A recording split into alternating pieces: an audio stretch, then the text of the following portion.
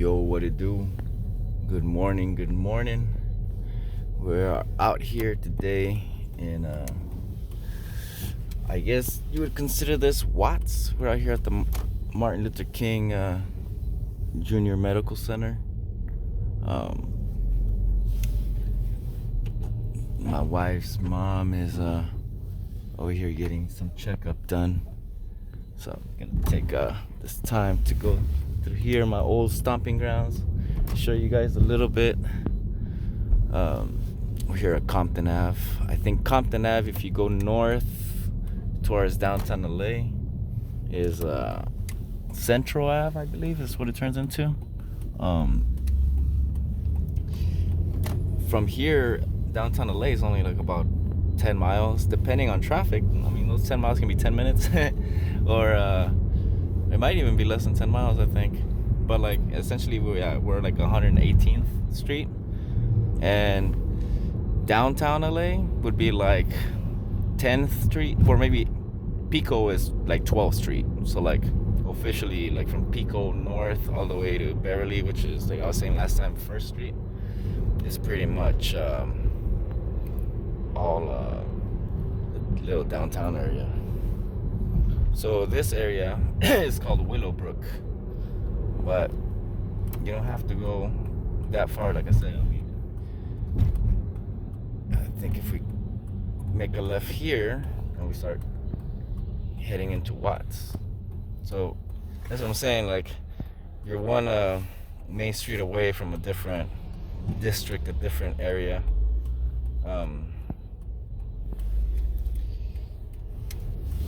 It's actually not too bad over here. Of course, if you're not from the area, don't go around doing anything that you would probably do in your area. Like, don't come out here acting a fool, pretty much. You'll be fine. Respect earns respect, and if you're pretty chill and you keep to yourself and not act all crazy, you'll be fine. This is where I used to hang out and deliver up in here before. This is where you will see like a lot of the movies being made, where they talk about the projects and all these different places. Oh yeah, that's that burger spot. I haven't been there in years. See, when I used to work out here, it was like during like 2013, 2015, around that time. Hasn't changed, the same. It's pretty chill.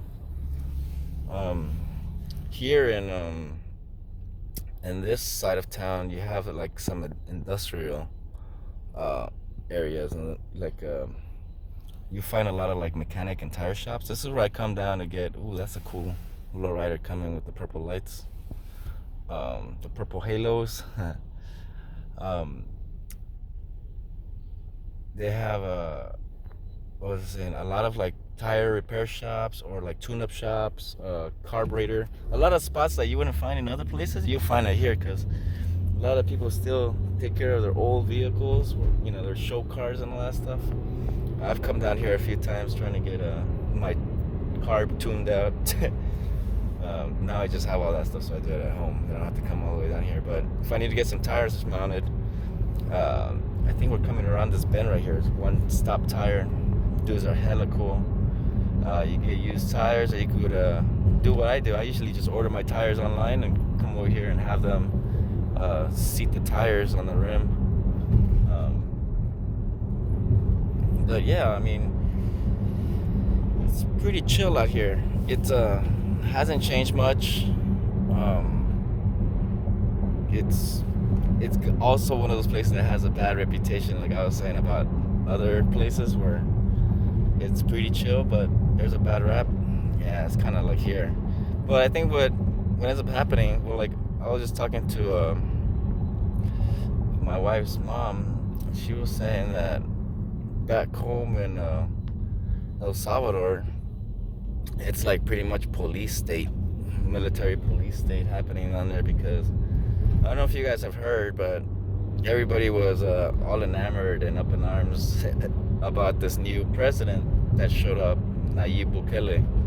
And what's funny is that I printed out shirts for his campaign, like not even knowing. I remember just painting something that said his campaign slogan was "New Ideas, Nuevas Ideas." which sounds cool, right? Like new ideas, and then like the the picture of the shirt was like him and his face, and then like he has this thing about wearing his hat backwards, like what he's known for. Like he's stuck in the '90s, right?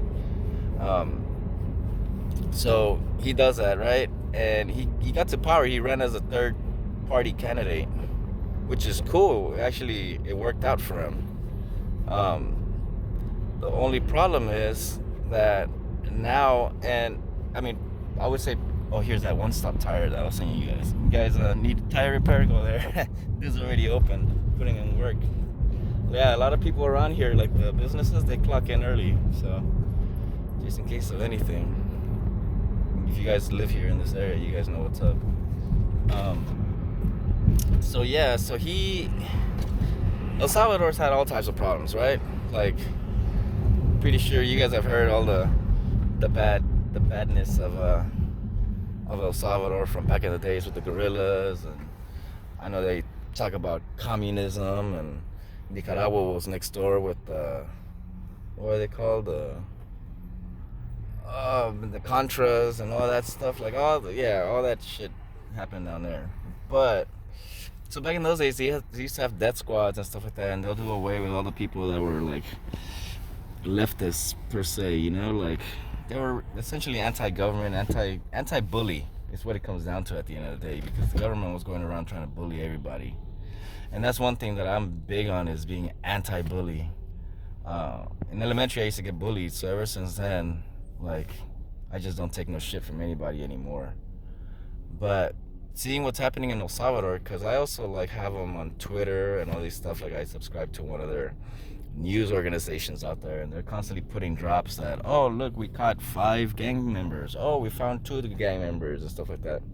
But from what I've been hearing, from what I've been noticing, is that most of these dudes aren't gang members or aren't probably gang affiliated.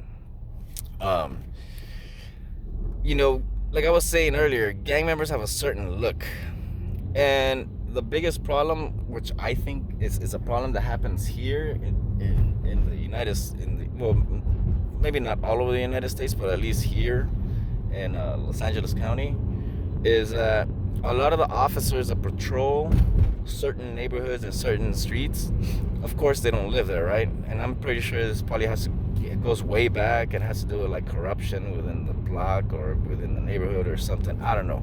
But all I can say is that when other officers come from, you know, another town, another area, and come into somebody else's area, then of course everybody gets profiled as being a gang member, as being this, as being some kind of criminal. And what's really happening, because from what I've heard in El Salvador, is that they're just picking up all types of juveniles, people. Like some of the pictures I've seen, nobody has a tattoo on them. They're, you know, they have them kneeling on the floor, shirtless. Their fucking sandals have holes in them. Like we're not even talking about like holy shoes with shoes with holes with them, like sandals with holes in them. And these guys are talking about these are gang members. If they're ever gang members and they're actually like assaulting people and all that, they would have money, or they would have taken somebody's shoes away already, right? Like, but you're catching, like, so the reason I can actually speak and say like, hey, they're picking up the wrong people, is because, not that I know this person, but I know their history, and they were, I would say, ex gang members here in LA. But after they got deported, they've pretty much tried hiding in that sense of like representing their old colors and their old hood, because that hood or its rivals with the main gang that runs most of, you know, El Salvador. So you know, most people that got deported, like, if trying to keep a low profile, you do your best. So put it to you this way: this person has rehab, they've become a teacher, they teach at I think a middle school or elementary, not exactly sure. There's a teacher. He just happens to have his mom's name tattooed on him, And over there, that's a big no-no to have a tattoo. I've heard of cops. They'll like go over there's military police here that use tire spot. You know why I know a lot of these use tire spots? Because I used to deliver tires. That's how I busted my back. But yeah, that's for another day. But pretty much anybody that has a tattoo, like I heard that they'll stop buses en route and do like a stop and frisk and check everybody inside. And they've taken girls in that have like little flower tattoos or little star tattoos over. And the thing is that they take them, they pick them up, they take them to jail, and then after that, like the family, by the time the family finds out, it's usually because they get a list of I forgot what it's called, but it's like a care package. You essentially send them toothbrushes, soap, deodorants, whatever they need, and that's all you do. No other communication. Like I know this dude because, like I said, he's a teacher.